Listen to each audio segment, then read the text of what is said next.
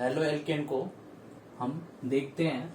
कैसे कल पिछले लेक्चर्स में आपको मैंने बताया था। जब भी प्रिपरेशन ऑफ आरएक्स करते हो, आरएक्स का मतलब ये है हमारा एलिफेटिक कंपाउंड। तो जब भी एलिफेटिक कंपाउंड को आप प्रिपेयर करते हो तो कहां से करोगे? एलिफेटिक कंपाउंड से ही करोगे।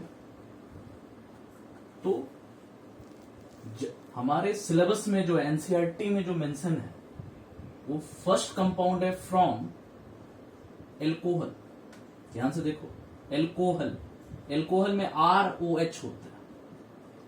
कल मैंने बताया था आपको पिछले लेक्चर्स में ROH। OH एक बिहेव्स करता है किस तरीके से? न्यूक्लियोफिलिक सेंटर की तरह। तो इस न्यूक्लियोफाइल को हटा के हमें क्या कनेक्ट करना है? जस्ट X निगेटिव कनेक्ट करना, मतलब कोई हैलोजन लाना है। तो न्यूक्लियोफाइल को न्यूक्लियोफाइल से रिप्लेस करने का जो प्रोसीजर होता है उसी को कहते हैं न्यूक्लियोफिलिक, बिल्कुल, न्यूक्लियोफिलिक सब्स्टिट्यूशंस रिएक्शंस। अब इस न्यूक्लियोफिलिक सब्स्टिट्यूशन में या तो SN1 कर सकते हैं या तो SN2 कर सकते हैं। ये हमारे ऊपर चॉइस रहेगा। तो हम SN1 भी अप्लाई कर सकते हैं, SN2 भी अप्लाई कर सकते हैं। तो फ्रॉम एल्कोहल वाला सेक्शन से बिल्कुल क्लियर रहना है। तो जब भी हैलो एल्कोहल से हैलो एल्केन बनाना है तो हम न्यूक्लियोफिलिक सब्स्टिट्यूशन करेंगे। मान के चलो अगर मुझे 3rd डिग्री एल्कोहल दिया हुआ है तो 3rd डिग्री एल्कोहल में जनरली हम SN1 को प्रेफर करेंगे, क्योंकि SN1 होता ही है सबसे ज्यादा किसमें? 3rd डिग्री में रिएक्टिव, फिर 2 डिग्री में, नेक्स्ट 1 डिग्री में और मिथाइल में। ऐसा क्यों होता है? क्योंकि इसका RDS क्या होता है? SN1 का RDS क्या होता है? कार्बोकेटाइन होता है। RDS जो होता है वो कार्बोकेटाइन होता है। और जब कार्बोकेटाइन होता है तो कार्बोकेटाइन के अकॉर्डिंग आप देखोगे तो 3rd डिग्री कार्बोकेटाइन ज्यादा रिएक्टिव होता है। बट ये तब कर पाएंगे जब हमें 3rd डिग्री एल्कोहल से हमें क्या बनाना होगा? हैलो एल्केन बनाना होगा। क्लियर है? लेकिन अगर प्रॉब्लम्स में मुझे SN2 कब अप्लाई करेंगे? SN2 में तो सबसे ज्यादा रिएक्टिव क्या होता है? मिथाइल होता है। फिर क्या होता है? 1 डिग्री, फिर 2 डिग्री, 3 डिग्री। तो अगर, और इसमें जो रिएक्टिविटी डिसाइड करता है वो रिएक्टिविटी इनवर्सली प्रोपोर्शनल टू क्या होता है? स्टेरिक हिंड्रेंस के। SH के इनवर्सली प्रोपोर्शनल में मुझे रिएक्टिविटी आ जाता है। ये तब अप्लाई करेंगे जब मुझे 2 डिग्री एल्कोहल, 1 डिग्री एल्कोहल या मिथाइल दिया रहेगा। 1 डिग्री एल्कोहल दिया रहेगा या मिथाइल एल्कोहल दिया रहेगा। उस टाइम हम क्या फॉलो करेंगे? SN2 रिएक्शंस को।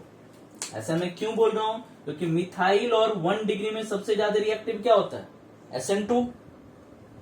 और 3rd डिग्री में सबसे ज्यादा रिएक्टिव होता है SN1।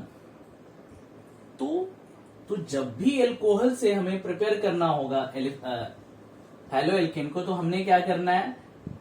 ये करना है, उसमें न्यूक्लियोफिलिक सब्स्टिट्यूशन करनी है। अब जब भी न्यूक्लियोफिलिक सब्स्टिट्यूशन करते हैं तो कुछ रिएजेंट लेते हैं, कुछ इंपॉर्टेंट रिएजेंट लेते हैं जिसके थ्रू हम न्यूक्लियोफिलिक सब्स्टिट्यूशन करते हैं। ध्यान से देखना रिएजेंट क्या लेंगे। तो रिएजेंट का रिक्वायरमेंट क्या होता है? तो जैसे ही एल्कोहल में आप इस रिएजेंट को डालोगे तो रिएजेंट क्या करेगा? X निगेटिव प्रोवाइड करेगा। जैसे ही एल्कोहल में आपने इस रिएजेंट को मिक्स किया तो रिएजेंट या तो Cl निगेटिव प्रोवाइड करेगा या तो Br निगेटिव प्रोवाइड करेगा। ध्यान से आप यहां पे देखना है। तो कभी भी एल्कोहल से हम I निगेटिव या फिर F निगेटिव नहीं बना सकते। यानी कि आयोडो और फ्लोरो जो है बनाने के लिए हम एक स्पेशलाइज्ड मेथड को यूज करेंगे। कभी भी एल्कोहल से अगर मुझे हैलो एल्केन बनाना है तो आयोडो और फ्लोरो नहीं बना सकते हैं। आयोडो फ्लोरो बनाने के लिए हम स्पेशलाइज्ड मेथड यूज करेंगे। तो फ्रॉम एल्कोहल जो होता है ये ओनली फॉर किसके लिए? क्लोरो या ब्रोमो के लिए ही वैलिड होगा। क्लियर है? यानी कि एल्कोहल से जब भी हैलो एल्केन बनाना है तो हम सिर्फ क्लोरो और ब्रोमो के बारे में पढ़ रहे हैं। आयोडो और फ्लोरो को डायरेक्टली हम यहां से नहीं प्रिपेयर करेंगे। इसके लिए हम स्पेशलाइज्ड मेथड पढ़ेंगे। इसके लिए एक नेमिंग रिएक्शन इंट्रोड्यूस होगा, फिनक्लेस्टीन और स्वार्ट्स कल मैंने थोड़ा सा डिस्कस किया था फिनक्लिस्टन और स्वार्ट्स को, उसमें हमने नेमिंग रिएक्शंस के बारे में बात करेंगे, जहां से हम डायरेक्टली आयोडो और फ्लोरो बनाएंगे। ठीक है, तो रिएजेंट में क्या लेते हैं, HCl लेते हैं। HCl को क्या कहते हैं, हाइड्रोक्लोरिक, क्या कहते हैं HCl को, हाइड्रोक्लोरिक एसिड। ठीक है, और हाइड्रोक्लोरिक एसिड लेते हैं। सेकेंड जो रिएजेंट लेते हैं इसमें, या तो HCl यूज करोगे, जैसे ROH के साथ HCl यूज किया, आपको क्या मिल गया, हेलो एल्केन मिल गया। या फिर SOCl2 यूज करते हैं। SOCl2 को क्या कहते हैं, थायोनील क्लोराइड। क्लियर है, थायोनील क्लोराइड का क्या है, तो जैसे ही हमने ROH में SOCl2 को यूज करेंगे, तो SOCl2 क्या बनाएगा, RCl बना देगा, हेलो एल्केन बना देगा। साथ में हमारा क्या करेगा, एक स्केपिंग चीजें बनाएगी जिसको SO2 और प्लस HCl बोलते हैं, यानी कि sulphur dioxide plus hydrogen chloride बनेगा। क्लियर है, जब भी आप एल्कोहल के साथ SOCl2 को ऐड करते हो तो हेलो एल्केन तो बनता है, साथ में SO2 और HCl क्या होता है, गैस बनके रिलीज हो जाता है। तो रिएक्शन में एक बहुत इंपॉर्टेंट कॉन्सेप्ट ये होता है, सो जब भी आप कभी रिएक्टेंट से प्रोडक्ट बना रहे हो तो प्रोडक्ट में देखना है सो सेपरेशन इजीली हो पाए कि नहीं हो पाए। जैसे मान लीजिए चलो मेरे को यहाँ पे 3 प्रोडक्ट्स मिल गया, हेलो एल्केन भी बना, SO2 बना, HCl बना। अब इसका फिल्ट्रेशन करना इजी है, यानी कि इसका मिक्सर को सेपरेशन करना इजी है, क्योंकि SO2 गैसेस फॉर्म में बना है, ये खुद वेपराइज बन के क्या होगा, उड़ जाएगा। HCl भी क्या हो गया, उड़ जाएगा। तो हमें प्योरली क्या मिल गया, हेलो एल्केन ही मिलेगा कि नहीं मिलेगा। तो कभी कभी क्वेश्चन पूछता है, सो जब एल्कोहल से हेलो एल्केन बनाते हैं तो मैक्सिमम इल्ड किसके क्रॉस हो सकता है, मैक्सिमम इल्ड जो देगा, मतलब मैक्सिमम प्रोडक्शन किस रिएजेंट के क्रॉस होगा, वो होगा SOCl2 के क्रॉस। तो first reagent HCl, second reagent SOCl2, third reagent एक और यूज करते हैं जिसका नाम है PCl3, PCl5, फॉस्फोरस पेंटाक्लोराइड और फॉस्फोरस ट्राइक्लोराइड। इसके जगह पे PbR3 और PbR5 भी यूज कर सकते हैं, ट्राइब्रोमाइड और पेंटाब्रोमाइड ये भी यूज कर सकते हैं। तो ये थर्ड रिएजेंट हो गया। फोर्थ रिएजेंट एक क्या होता है, रेड फॉस्फोरस और साथ में X2 के जगह पे हम या तो क्लोरो यूज कर सकते हैं या ब्रोमो यूज कर सकते हैं। तो हमारे पास 4 रिएजेंट हो गया, HCl, SOCl2, PCl3, PCl5 या PbR3, PbR5, red phosphorus X2, X के जगह पे क्लोरीन या ब्रोमीन। तो ध्यान से देखना है, जब भी आप एल्कोहल से हेलो एल्केन बना रहे हो, एल्कोहल में आप इस रिएजेंट में से कोई एक रिएजेंट को पिक कर लो। मैक्सिमम केस में हम क्या डालेंगे, SOCl2, ये भी यही होगा। वेरी वेरी इंपॉर्टेंट, क्यों डाल रहे हैं, क्योंकि इसका जो सेपरेशन है प्रोडक्ट का वो अपने आप हो जाएगा, ऑटोमेटिक हो जाएगा, हमें करने की रिक्वायरमेंट नहीं होगा। तो इसीलिए इसको लिख दिया मैक्सिमम इल्ड। अच्छा, इस रिएक्शन का नाम क्या होगा, न्यूक्लियोफिलिक सब्स्टिट्यूशंस। अब डिपेंड करेगा, SN1 भी कर सकते हैं और SN2 कर सकते हैं। अगर थर्ड डिग्री अल्कोहल दिया हुआ है तो SN1, ठीक है, और अगर 1 डिग्री अल्कोहल दिया हुआ है तो SN2 करेंगे। ठीक है, तो पहले आप इस कंसेप्ट को बढ़िया से नोट डाउन कर लो, फिर नेक्स्ट हम रिएक्शन की तरफ मूव होंगे।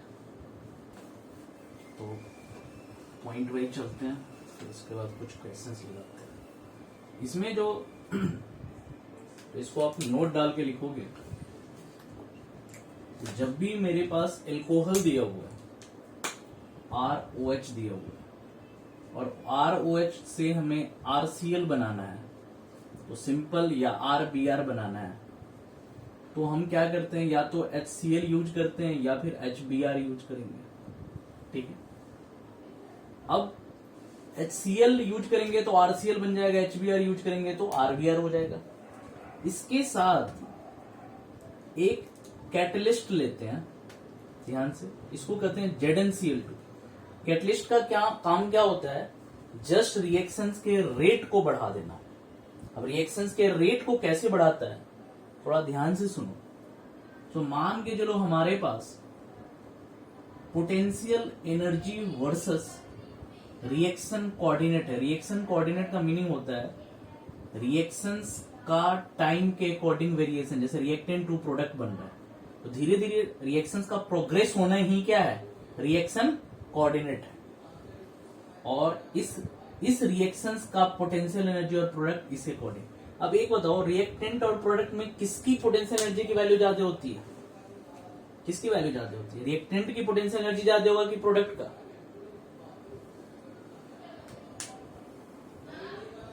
रिएक्टेंट की पोटेंशियल एनर्जी ज्यादा होता है प्रोडक्ट से। रीजन क्या है? जिसकी पोटेंशियल एनर्जी ज्यादा वो हाईली अनस्टेबल, और जिसकी पोटेंशियल एनर्जी कम वो क्या हो जाएगा, स्टेबल हो जाएगा। इसीलिए तो रिएक्टेंट किसमें कन्वर्ट होना चाहता है, प्रोडक्ट में। अब देखो मैं क्या करता हूं, रिएक्टेंट को यहां बना दिया और प्रोडक्ट को यहां पे बना दिया। ये ग्राफ कुछ इस तरीके से आया, ठीक है। इस पॉइंट को बोलते हैं जहां से ग्राफ अभी क्या हो रहा है, रिएक्टेंट की एनर्जी धीरे धीरे टाइम के अकॉर्डिंग क्या हो रहा है, बढ़ रहा है। एक पॉइंट पे गया जहां पे बढ़ने का रेट क्या हो गया, 0 हो गया। यहां पे एनर्जी क्या हो गया, कांस्टेंट हो गया। इस पॉइंट को कहते हैं इंटरमीडिएट। इंटरमीडिएट मतलब बीच का स्टेट। इंटरमीडिएट को ही बीच में ट्रांजिशन स्टेट भी बोल सकते हैं। ट्रांजिशन स्टेट का मतलब क्या होता है, एक स्टेट का दूसरे स्टेट में ट्रांसफॉर्म होना, रिएक्टेंट का प्रोडक्ट में चेंज होना। अब इसमें कंसेप्ट क्या है, सो जो रिएक्टेंट से इंटरमीडिएट के एनर्जी होता है उसी को हम कहते हैं एक्टिवेशन एनर्जी। समझ में आ रहा है कि नहीं आ रहा है? एक्टिवेशन एनर्जी क्या होगा, डिफरेंस बिटवीन किसके बीच, intermediate and energy difference between intermediate and reactant की एनर्जी। इसी को क्या बोलेंगे, इसी को क्या बोलेंगे, एक्टिवेशन एनर्जी। ध्यान से सुनो, एक रिएक्टेंट था एक प्रोडक्ट था, रिएक्टेंट की एनर्जी थोड़ी ज्यादा थी, प्रोडक्ट की एनर्जी थोड़ी सी कम थी। अब हमने क्या किया, रिएक्टेंट में एनर्जी सप्लाई करना स्टार्ट किया। क्यों एनर्जी सप्लाई किया, जिससे रिएक्टेंट की एनर्जी धीरे धीरे बढ़ा और एक स्टेज पे पहुंच गया। ये वो स्टेज है जिसको कहते हैं इंटरमीडिएट स्टेज। ये स्टेज का नाम क्या है, इंटरमीडिएट। इंटरमीडिएट मतलब बीच का स्टेट, जहां से रिएक्टेंट ट्रांसफॉर्मेशन स्टार्ट किसमें कर दिया, प्रोडक्ट में। इस स्टेट पे एनर्जी मैक्सिमम होती है। तो हमने क्या कंक्लूजन निकाला, so difference between intermediate and reactant की energy difference between intermediate and reactant is called activation energy. अब क्या होता है, जैसे ही आपने कैटलिस्ट ऐड किया तो कैटलिस्ट ZnCl2 ऐड होने से क्या होता है, ये एक्टिवेशन एनर्जी को क्या करता है, कम कर देता है। समझ में आ रहा है कि नहीं आ रहा है? ये एक्टिवेशन एनर्जी को कम कर देता है, यानी कि एक्टिवेशन एनर्जी क्या होता है, डिक्रीज कर जाता है। और जैसे ही एक्टिवेशन एनर्जी डिक्रीज होगा रिएक्शन फास्ट हो जाएगा। समझ में आ रहा है कि नहीं आ रहा है? तो जैसे ही एक्टिवेशन एनर्जी डिक्रीज हुआ तो हमारा रिएक्शन क्या हो जाएगा, थोड़ा फास्टली प्रोवाइड हो जाएगा। ठीक है, तो जैसे ही फास्ट, यानी कि catalyst help to fast rate of reaction only, और किसी भी चीज को चेंज नहीं कर सकता है, रेट ऑफ रिएक्शन ओनली। अब कितना रिएक्टेंट से प्रोडक्ट की भी, अब इक्विलिब्रियम पे रहेगा तो क्या करेगा, रिएक्टेंट से प्रोडक्ट की भी बढ़ा देगा, प्रोडक्ट से रिएक्टेंट की भी बढ़ा देगा, इक्वली बढ़ाएगा। तब तो कोई इफेक्ट ही नहीं होगा ना। अगर मान के चलो कहीं इक्विलिब्रियम पे, रिएक्टेंट से प्रोडक्ट में इक्विलिब्रियम है, तो जितना फॉरवर्ड बढ़ाएगा उतना ही क्या करेगा, बैकवर्ड भी बढ़ा देगा। क्योंकि कैटलिस्ट का इसीलिए पढ़ते हैं, तो इक्विलिब्रियम स्टेज पे कैटलिस्ट का कोई इफेक्ट नहीं होता है, क्योंकि जितना इसने फॉरवर्ड बढ़ाया उतना ही बैकवर्ड बढ़ा दिया, तो इस पे कोई इफेक्ट नहीं होता है। यानी इफेक्ट ऑफ कैटलिस्ट का इक्विलिब्रियम पे कोई इफेक्ट नहीं होता, बट कैटलिस्ट का अदर रिएक्शंस पे काफी अच्छा इफेक्ट दिखता है। वो क्या करता है, रेट ऑफ रिएक्शन को फास्ट कर देता है by help of decreasing activation energy. Activation energy को डिक्रीज कर देता है। तो पहले ये एक बेसिक पॉइंट है जो कहीं ना कहीं हम केमिकल काइनेटिक्स के अंदर पढ़ेंगे। हमारा जो चैप्टर है फिजिकल का केमिकल काइनेटिक्स, उसके अंदर ये पढ़ने वाले हैं। तो आपको इसमें इंटरमीडिएट वाला जो पॉइंट बताया इसको आप अलग से कहीं पे बेसिक के तौर पे आप अपने नोटबुक में फर्स्टली नोट डाउन कर लो, इस ग्राफ को नोट डाउन कर लो, ठीक है। फिर जाके हम आगे करते हैं इसके रिएक्शंस को। ग्राफ को आप नोट डाउन करो। मॉर्निंग जब इसको देख लिए तो हमें पता चल गया कैटलिस्ट का क्या इंपॉर्टेंट रोल है इस रिएक्शंस के अंदर। तो जब भी ये प्रोसेस करते हो, हैलो एल्केन्स एल्कोहल से जब भी आप हैलो एल्केन बनाते हो इन प्रेजेंस ऑफ एसिड HCl या HBr के थ्रू, तो हम एक कैटलिस्ट यूज करते हैं ZnCl2। इसी कैटलिस्ट को कहते हैं, याद रखोगे, इस कैटलिस्ट को कहते हैं लुकास रिएजेंट भी कहते हैं, या लुकास कहते हैं। लुकास ये साइंटिस्ट का नाम है, तो इसने जो टेस्ट दिया था। अब जैसे करते हैं तो मुझे पता चल रहा है, तो इसने निगेटिव न्यूक्लियोफाइल प्रोवाइड करना है, इसने भी न्यूक्लियोफाइल होगा, तो सिंपल सी रिएक्शंस का नाम जो हो जाएगा वो न्यूक्लियोफिलिक सब्स्टिट्यूशंस रिएक्शंस होगा। और याद रखना है, जब भी आप HCl या HBr ले रहे हो तो इस time nucleophilic substitution reaction SN1 को ही देखना है, SN2 को नहीं देखना है। तो SN1 को देखे तो रिएक्टिविटी ऑफ एल्कोहल की बात करें हम, तो सबसे ज्यादा रिएक्टिव हमारा कितने डिग्री का एल्कोहल हो जाएगा? 3 डिग्री का अकॉर्डिंग टू SN1। उसके बाद 2 डिग्री, 1 डिग्री, और सबसे कम क्या हो जाएगा? मिथाइल हो जाएगा, एल्कोहल के बेसिस पे सोचे तो। एंड अगर रिएक्टिविटी ऑफ HX की बात करें तो सबसे ज्यादा रिएक्टिव क्या हो जाएगा? HI सबसे ज्यादा रिएक्टिव हो जाएगा। उसके बाद क्या हो जाएगा? HBr हो जाएगा, फिर HCl हो जाएगा, और सबसे कम रिएक्टिव क्या हो जाएगा? HF आ जाएगा। ये क्यों आ रहा है? क्योंकि मैंने आपको बताया था I जो होता है वो बेस्ट लिविंग ग्रुप होता है। बेस्ट लिविंग ग्रुप क्यों होता है? Due to highest size in group 70 में हमने बात करें तो फ्लोरीन आता है, क्लोरीन आता है, ब्रोमीन आता है और आयोडीन आता है। तो आयोडीन सबसे नीचे होता है, इसका साइज भी क्या होता है? मैक्सिमम होता है। तो साइज मैक्सिमम की वजह से ये बेस्ट लिविंग ग्रुप है। तो बेस्ट लिविंग ग्रुप का मतलब सबसे ज्यादा रिएक्शन किसमें फास्ट करेगा? HI में, फिर HBr, फिर HCl, HF, और सबसे ज्यादा रिएक्टिव एल्कोहल कौन सा होगा? 3rd डिग्री का एल्कोहल। उसके बाद 2 डिग्री का, 1 डिग्री का, और एक मिथाइल का। तो इसको फटाफट नोट डाउन कर लो, फिर जाके इस पे एक प्रॉब्लम्स करते हैं। तो फर्स्टली आप इसको नोट डाउन कर लो, तो सॉल्व करके मेरे को दिखाना। एक रिएक्टेंट दिया हुआ है, और रिएक्टेंट है नियोपेंटाइल एल्कोहल दिया हुआ है। जैसे क्वेश्चन है neopentyl alcohol in presence of, इसको जो डाला गया है वो HCl में डाला गया। तो जैसे मुझे दिखा एल्कोहल HCl में, मुझे तुरंत क्लिक करना चाहिए ये क्या है? न्यूक्लियोफिलिक सब्स्टिट्यूशंस रिएक्शन है, और प्रोडक्ट जो बनने वाला है वो क्या बनने वाला है? Hello alkene. नियोपेंटाइल एल्कोहल को बनाओगे तो सिंपल क्या होगा बताया था। तो लास्ट में जो है कॉन्फ़िगरेशन कुछ इस तरीके से आ जाए, तो ये नियोपेंटाइल एल्कोहल है, साथ में C और OH। ये क्या बन गया? 1 2 3 4 5 से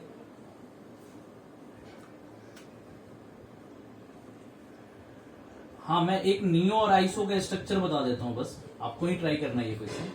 देखो नियो का लास्ट में जो स्ट्रक्चर होगा 1 2 3, तो 1 methyl group, 2 methyl group, 3 methyl group, उसके बाद इस तरीके से ये हो जाएगा नियोपेंटाइल एल्कोहल।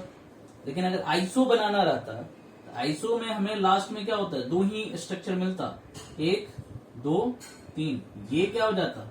Isopentyl alcohol. 1 2 3 4 5, तो ये आइसो फॉर्म है। आइसो फॉर्म और नियो फॉर्म में देखो बड़ा इंपॉर्टेंट कॉन्सेप्ट क्या होता है। तो आइसो फॉर्म में कुछ इस तरह की कॉन्फ़िगरेशन दिखेगा, एक ही कार्बन पे 2 मिथाइल ग्रुप लास्ट वाला, और नियो में लास्ट के एक ही कार्बन पे कितने मिथाइल ग्रुप? 3 methyl group. तो इसको नियो, इसको आइसो।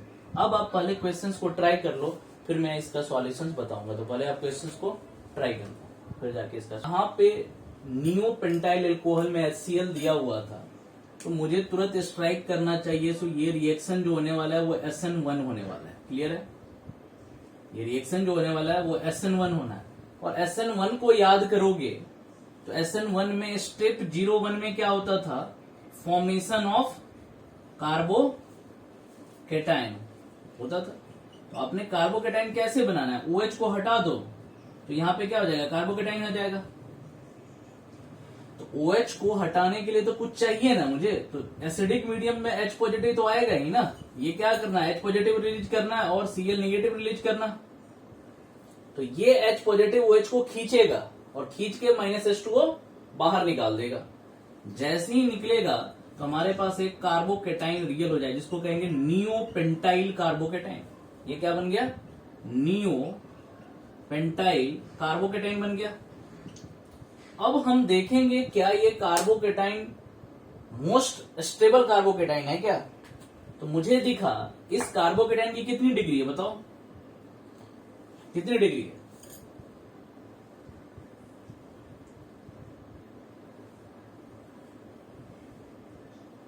डिग्री क्या होता है? उसके जस्ट सराउंडिंग कितने कार्बन लगे हुए हैं? 1 लगा हुआ, तो इसकी डिग्री क्या है? 1 डिग्री है। और 1 डिग्री कार्बोकेटाइन तो लेस स्टेबल होता है ना। तो अब हम देखेंगे क्या इस कार्बोकेटाइन में रीअरेंजमेंट कर सकते हैं क्या? रीअरेंजमेंट पढ़ाया था एक जगह, रीअरेंजमेंट ऑफ कार्बोकेटाइन पढ़ा चुका हूं मैं। रीअरेंजमेंट ऑफ कार्बोकेटाइन, रीअरेंजमेंट क्या होता है?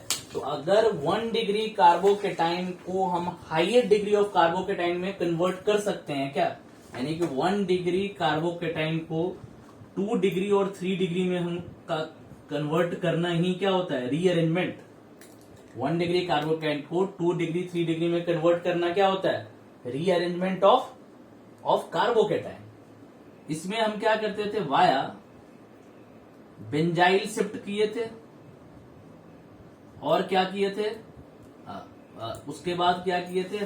हैलाइड शिफ्ट किए, हाइड्राइड शिफ्ट किए थे और उसके बाद क्या किए थे? मिथाइल शिफ्ट किए थे। बेंजाइल की जगह पे आप फिनाइल भी यूज करें, यानी कि फिनाइल शिफ्ट, फिर हाइड्राइड शिफ्ट और मिथाइल शिफ्ट किए थे। देखो ध्यान से, इस 1 है, ये 2 है। अगर इस कार्बोकेटाइन को 2 वाले कार्बन पे ले आओ, इस कार्बोकेटाइन को 2 वाले कार्बन को और एक मिथाइल को यहां से शिफ्ट करके इधर लगा दो, तो यहां पे 1,2 मिथाइल शिफ्ट हो जाएगा कि नहीं हो जाएगा? जैसे ही 1,2 मिथाइल शिफ्ट करोगे तो कार्बन कार्बन और यहां पे कार्बोकेटाइन और यहां का जो मिथाइल है वो यहां पे आ जाएगा, C के साथ C आ जाएगा। क्लियर है? तो अब हमारा ये कार्बोकेटाइन कितनी डिग्री का हो गया? ये कार्बोकेटाइन कितने डिग्री का हो गया? 3 डिग्री का। और ये मोर स्टेबल बन जाएगा। तो ये हमारा स्टेप 01 रहेगा। तो सबसे पहले हमने एक फॉर्मेशन ऑफ स्टेबल कार्बोकेटाइन बनाया। सीधे कार्बोकेटाइन बनाने से काम नहीं होगा। कार्बोकेटाइन बनाने के बाद आप उसको एक स्टेबल कार्बोकेटाइन मतलब रीअरेंजमेंट करके देखो। अगर स्टेबल कार्बोकेटाइन बन जाता है, उसके बाद स्टेप 02 क्या करते थे?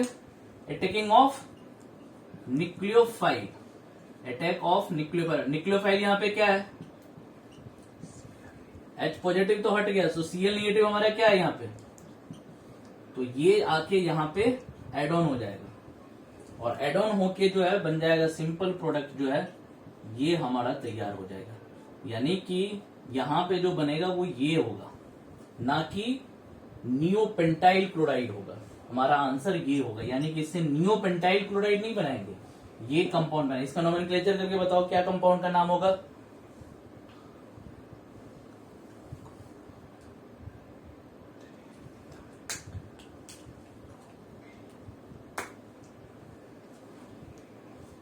ये स्ट्रेट चेन ले लोगे कि नहीं? हाँ हाँ, 2 क्लोरो, हाँ हाँ 2 क्लोरो, हाँ नहीं 2 chloro 2 methyl, 2 chloro 2 methyl butane, butane simple है। 2 क्लोरो 2 मिथाइल ब्यूटेन। तो सबसे पहले आप स्टेप बाय इस क्वेश्चंस को अच्छी तरीके से स्टेप 01 और स्टेप 02 करके नोट डाउन कर लो, फिर हम आगे मूव करें। केस फर्स्ट में जो प्रिपरेशन का जो फर्स्ट लिखा था हमने, सो फ्रॉम एल्कोहल से हैलो एल्कीन का जो प्रिपरेशन था वो हम यहाँ पे फिनिश किए। तो एल्कोहल से जब भी हैलो एल्कीन बनाएंगे तो वहां पे हम जो है न्यूक्लियोफिलिक सब्स्टिट्यूशंस करेंगे। अब जो प्रिपरेशन ऑफ आरएक्स है वो प्रिपरेशन ऑफ आरएक्स हम हाइड्रोकार्बन से देखने वाले हैं। हाइड्रोकार्बन से यानी कि हाइड्रोकार्बन से जब मुझे हैलो एल्कीन बनाना है तो हमारे पास 3 तरह का ऑप्शन है। या तो हम सिंगल बॉन्ड से बना सकते हैं, इसको हम क्या बोलते हैं, एल्केन।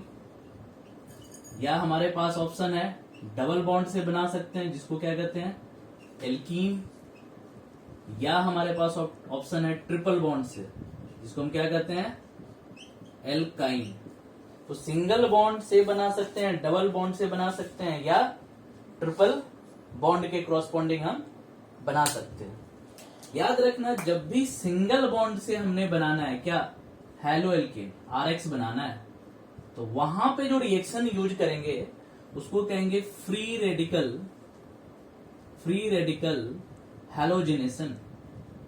फ्री रेडिकल हैलोजिनेशन ये एक तरह का सब्स्टिट्यूशंस रिएक्शंस है। और इसका नाम से ही क्लियर है, फ्री रेडिकल हैलोजिनेशन है, तो इसका आरडीएस क्या हो जाएगा, सिंपल क्या हो जाएगा, फ्री रेडिकल हो जाएगा। आरडीएस क्या हो जाएगा, फ्री रेडिकल हो जाएगा। उसके बाद आता है डबल बॉन्ड। डबल बॉन्ड से जब भी हैलो एल्केन बनाना है, डबल बॉन्ड से जब भी हैलो एल्केन बनाएंगे तो यहां पे जो रिएक्शन यूज करेंगे इसको कहेंगे इलेक्ट्रोफिलिक एडिशन। डबल बॉन्ड में बताया था जब भी कोई रिएक्शन करते हैं वो एडिशन करेंगे, डबल बॉन्ड ब्रेक होकर किस में चला जाएगा, सिंगल में। और यहां पे एल्केन से बनाना है तो एक हाइड्रोजन को हटाओ और क्या लगा दोगे, क्लोरीन लगा दोगे, तो हैलो एल्केन बन जाएगा। तो जब हाइड्रोजन को हटा के क्लोरीन लगाना है तो फ्री रेडिकल है, यानी कि एल्केन हमेशा एक ही रिएक्शन देता है, फ्री रेडिकल हैलोजिनेशन। और डबल बॉन्ड के क्रॉसपॉन्डिंग जो रिएक्शन होता है उसको कहते हैं इलेक्ट्रोफिलिक एडिशन। अब इलेक्ट्रोफिलिक एडिशन 2 तरह का होता है, Markovnikov and anti Markovnikov. Markovnikov में याद रखना है आरडीएस जो होता है वो कार्बोकेटाइन होता है, ठीक है। और एंटी मार्कोनिकॉफ में जो आरडीएस होता है वो फ्री रेडिकल होता है, ये याद रखना है। तो एल्कीन जब भी कोई रिएक्शन देगा तो वो इलेक्ट्रोफिलिक एडिशन ही देगा। तो एल्कीन से जब भी हैलो एल्कीन बनाना है तो हमने क्या करना है, या तो मार्कोनिकॉफ करेंगे या एंटी मार्कोनिकॉफ करेंगे। उसी तरीके से एल्काइन से जब भी हमें हैलो एल्केन बनाना है, तो यहां भी हमने वही करना है, इलेक्ट्रोफिलिक एडिशन करेंगे। ये भी वही मार्कोनिकॉफ या एंटी मार्कोनिकॉफ अपने रिक्वायरमेंट के अकॉर्डिंग ही करेंगे। इसमें 2 प्रोसेस होगा, ट्रिपल बॉन्ड के करोगे तो सबसे पहले डबल बॉन्ड में कन्वर्ट होगा, फिर डबल बॉन्ड पे फिर से एक बार करोगे तो क्या होगा, सिंगल बॉन्ड में कन्वर्ट होगा। तो ये इसमें टू टाइम्स हम क्या करेंगे, इलेक्ट्रोफिलिक एडिशन करेंगे, तभी जाके मुझे क्या मिलेगा, हैलो एल्केन मिलेगा। क्लियर है। तो इसको एक मैपिंग के थ्रू इसी तरह से डिवाइड करके आप मैपिंग चार्ट के थ्रू आप पहले अपने नोटबुक में नोट कर लो, फिर एक एक करके हम इस रिएक्शंस को डील करेंगे। फर्स्टली नोट डाउन कर लो। पहले एल्केन से हम बनाना सीखते हैं, हैलो एल्केन कैसे बनाएंगे। तो हाइड्रोकार्बन के अंदर ही फर्स्ट कंपाउंड जो है एल्केन मतलब सिंगल बॉन्ड। सिंगल बॉन्ड से जब भी आप सिंगल बॉन्ड मतलब एल्केन से जब भी आप हैलो एल्केन बना रहे हो, मतलब आरएक्स बना रहे हो, तो हमने अभी आपको बताया सो यहाँ पे फ्री रेडिकल हैलोजिनेशन करते हैं। और हैलोजिनेशन में या तो हम क्लोरीनेशन करेंगे, Cl2 को ऐड करेंगे या Br2 को। याद रखना फ्लोरीन फ्लोराइड यानी कि RF एंड RI डायरेक्टली नहीं बना सकते, इसके लिए एक स्पेशलाइज्ड नेमिंग रिएक्शन आता है, वो हम बाद में करेंगे। इसी के अगला सेशन में करेंगे, जिसको स्पेशलाइज, इसको हमेशा हम नहीं बना सकते क्योंकि इसका साइज काफी छोटा होता है, जिसकी वजह से हाईली रिएक्टिव होता है और ये बेस्ट लिविंग ग्रुप होता है। तो इसको नेमिंग रिएक्शन के थ्रू ही हम बना सकते हैं। लेकिन यहाँ पे सिर्फ हम फ्री रेडिकल क्लोरीनेशन पढ़ने वाले हैं या ब्रोमिनेशन पढ़ने वाले हैं। आरडीएस ऑलरेडी मुझे पता है, इसका आरडीएस फ्री रेडिकल होता है, ठीक है। लेकिन एल्केन से जब भी आरएक्स बनाते हो तो इसमें जो प्रोडक्ट आता है, वो mixture of mono oblique poly halo alkenes. Mono oblique poly halo alkenes का मतलब या तो एक क्लोरीन लगा होगा या दो क्लोरीन लगा होगा।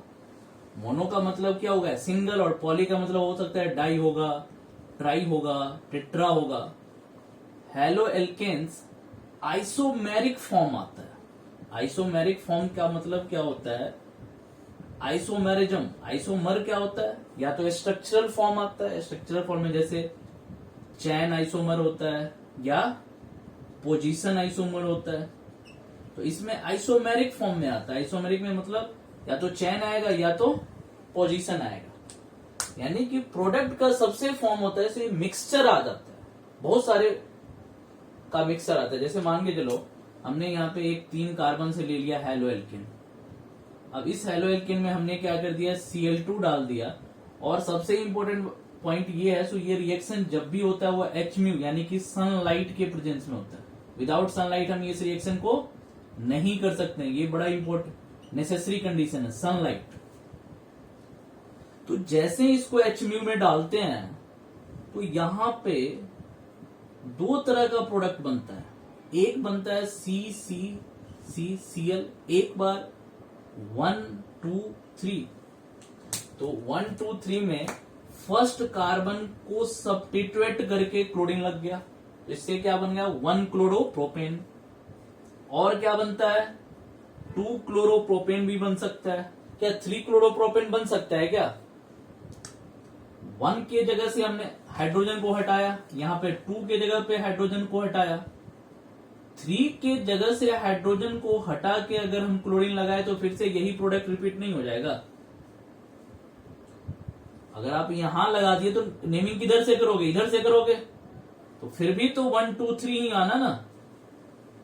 तो या तो हमें 1 क्लोरोप्रोपेन बनेगा या तो 2 क्लोरोप्रोपेन बनेगा। इसके 2 ही आइसोमर्स पॉसिबल हो सकते हैं, 1 क्लोरो 2 क्लोरोप्रोपेन।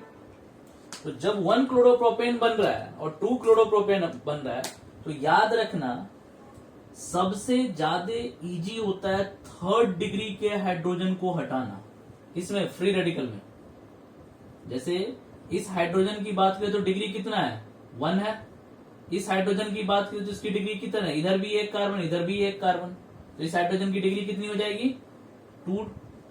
तो ईच ऑफ सब्स्टिट्यूटेड हाइड्रोजन में सबसे इजीली होता है 3rd डिग्री हाइड्रोजन को निकालना, फिर 2 डिग्री हाइड्रोजन को निकालना, फिर 1 डिग्री हाइड्रोजन को निकालना।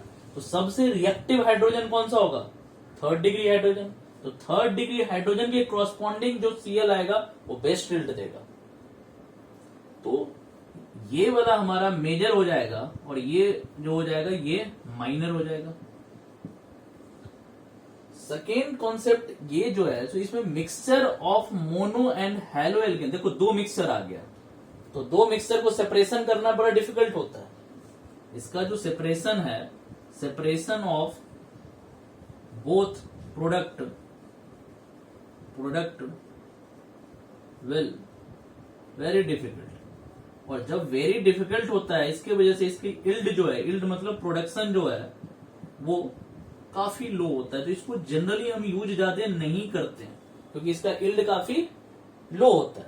क्यों लो होता है, क्योंकि मिक्सचर ऑफ प्रोडक्ट देता है और मिक्सचर को सेपरेशन करना तो पॉसिबिलिटी, जब तक सेपरेशन नहीं कर पाएंगे तब तो हम तो बेस्ट प्रोडक्ट डिसाइड ही नहीं कर सकते हैं। इसीलिए इसको ज्यादातर हम यूज नहीं करते। क्लियर है?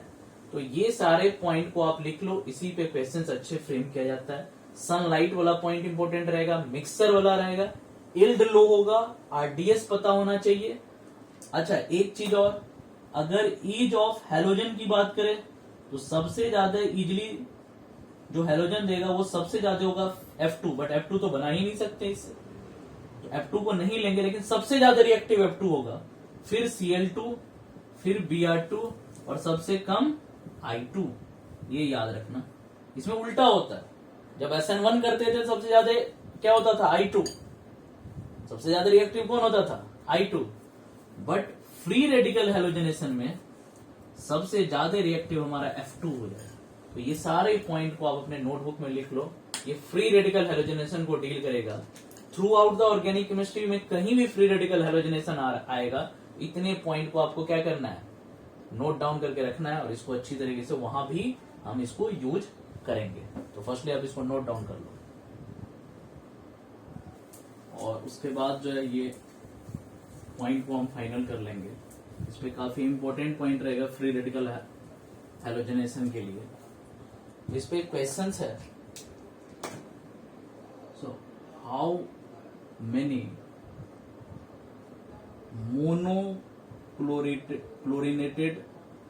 monochlorinations product formed,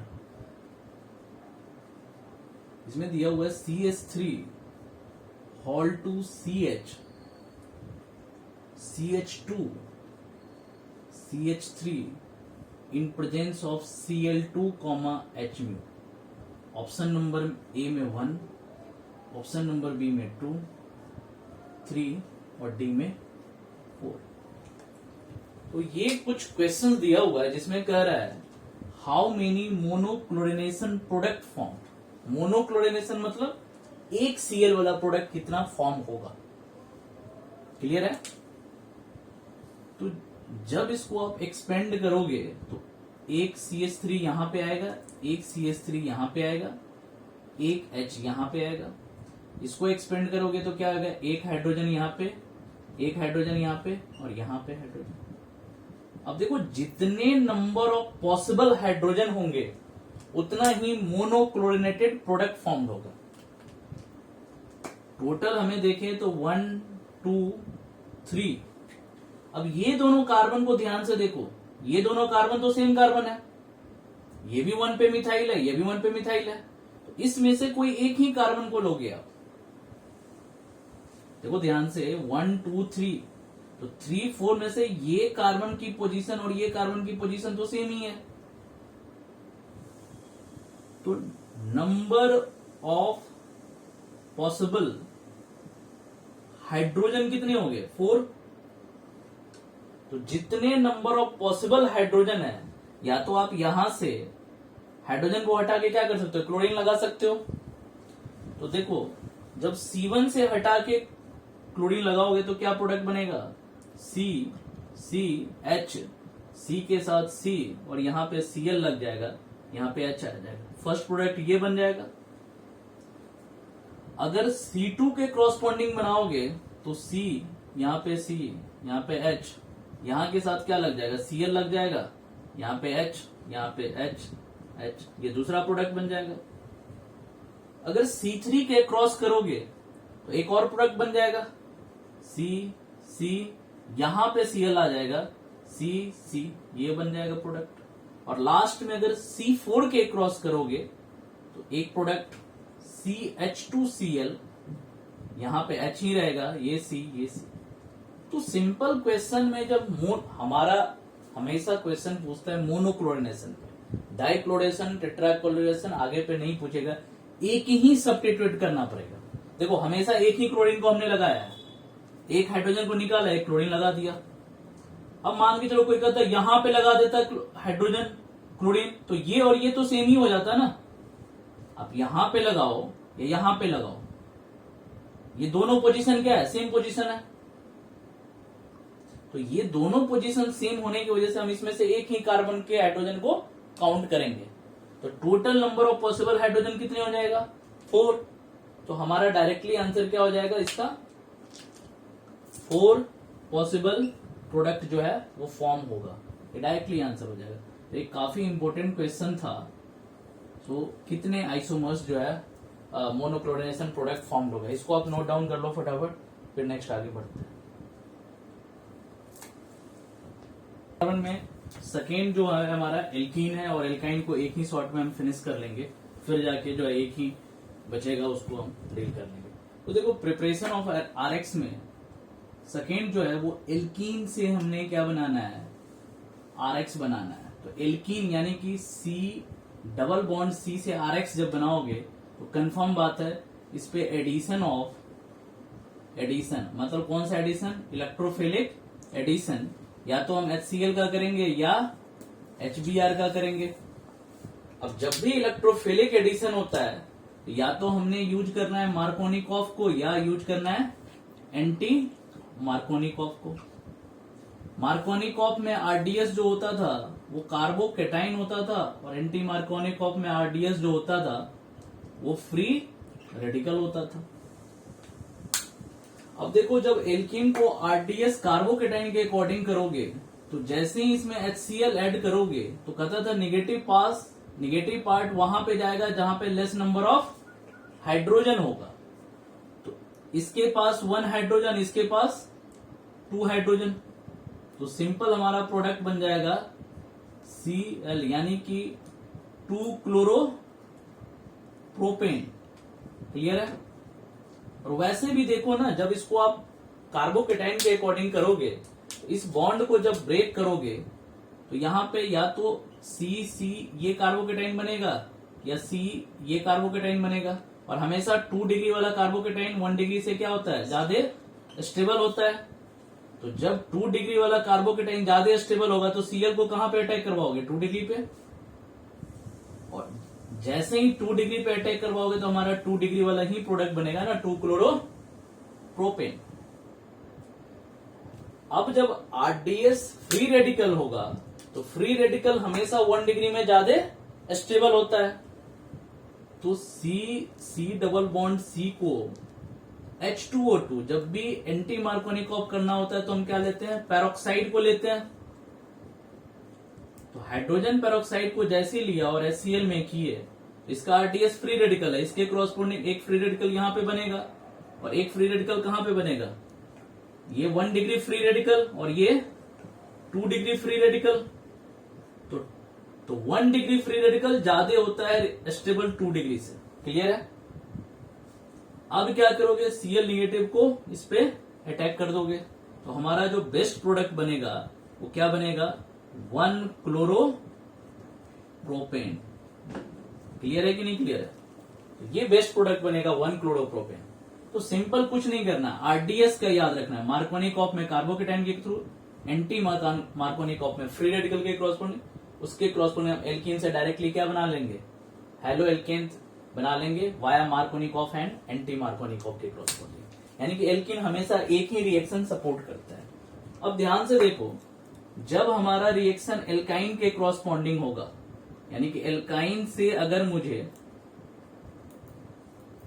halo alkane बनाना है तो देखो डबल और ट्रिपल में ज्यादा डिफरेंस नहीं है। यहां पे बॉन्ड ट्रिपल है, यहां पे भी जो रिएक्शंस होगा वो क्या होगा, इलेक्ट्रोफिलिक एडिशन ही होगा। ठीक है।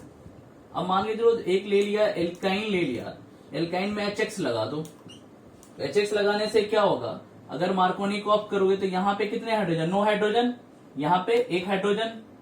तो निगेटिव को कम हाइड्रोजन पे भेजोगे तो यहां पे क्या हो जाएगा, X लग जाएगा, यहां पे H आ जाएगा।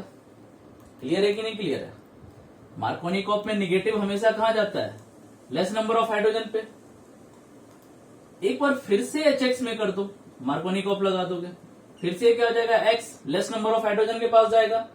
तो देखो यहां पे एक और हेलोजन आके लग जाएगा और यहां पे क्या हो जाएगा, H। तो ये क्या हो जाएगा, डाई हेलाइड्स बन गया। क्या बन गया, डाई हेलाइड्स। और ये डाई हेलाइड्स कौन सा है, विशनल है या जेम है, इसको जेम फॉर्म बोलते हैं। अगर एक ही कार्बन पे 2 हेलोजन रहेगा तो क्या बोलेंगे, जेम हेलाइड्स। तो जेम डाई हेलाइड्स। और अगर 2 कार्बन अलग अलग कार्बन पे 2 हेलोजन है तो उसको विशनल फॉर्म बोलते हैं। क्लियर है। तो जेम डाई हेलाइड्स बनता है। अब जेम डाई हेलाइड्स बन गया, इसी तरीके से अगर विशनल बनाना है तो सिंपल विशनल के लिए क्या याद रखना है, तो सी डबल बॉन्ड सी, यानी कि एल्कीन को जैसे ही Br2CCl4 में रखोगे, ये रिएजेंट याद रखना है, Br2CCl4 जैसे ही रखोगे तो यहां पे एक जेम फॉर्म बनेगा। जेम में क्या होता है, ब्रोमीन यहां पे भी लग जाएगा और यहां पे भी लग जाएगा, इसी को क्या बोलेंगे, जेम डाइहेलाइड्स। क्लियर है? तो जब ये हो जाएगा विशनल डाइहेलाइड्स, जेम तो ये हो गया ना, ये हो गया विशनल डाई। जेम बनाना है तो ट्रिपल से, और विशनल बनाना है तो डबल से। डबल से हम विशनल डायरेक्ट बना सकते हैं और जेम बनाना है तो ट्रिपल से बना। तो कंक्लूजन क्या निकलना है, सो जब भी एल्किन और एल्काइन से हैलो एल्केन बनाना है तो कुछ नहीं करना है, इलेक्ट्रोफिलिक एडिशन रिएक्शन को परफॉर्म करना है और उसके अकॉर्डिंग देख लो मार्कोनिकॉफ और एंटी मार्कोनिकॉफ लगाना है। एंटी मार्कोनिकॉफ के लिए हाइड्रोजन पेरोक्साइड, इसका आरडीएस फ्री रेडिकल, मार्कोनिकॉफ का आरडीएस कार्बोकेटाइन। तो इसी के डिस्कशन के अबाउट हम कभी भी एल्किन और एल्काइन के से डायरेक्टली हम क्या कर सकते हैं, हैलो एल्केन प्रिपेयर कर सकते हैं। क्लियर है? इसको आप डायरेक्ट फटाफट नोट डाउन कर लो। तो देखो अब हाइड्रोकार्बन वाला भी हमने समझ लिया। सो हाइड्रोकार्बन में एल्केन, एल्कीन एंड एल्काइन से हम प्रिपेयर कर सकते हैं। लास्ट रिएक्शन जो है वो हैलोजन एक्सचेंज है, यानी कि प्रिपरेशन ऑफ आरएक्स का लास्ट रिएक्शन है हैलोजन एक्सचेंज। इसको मेथड ही बोलते हैं हैलोजन एक्सचेंज, और नाम से ही क्लियर है, इसमें हैलोजन को हम एक्सचेंज करेंगे, यानी एक हैलोजन को दूसरे हैलोजन से क्या करेंगे, एक्सचेंज करेंगे। ये तब जाते, ये ओनली वैलिड फॉर किसके लिए, आयोडो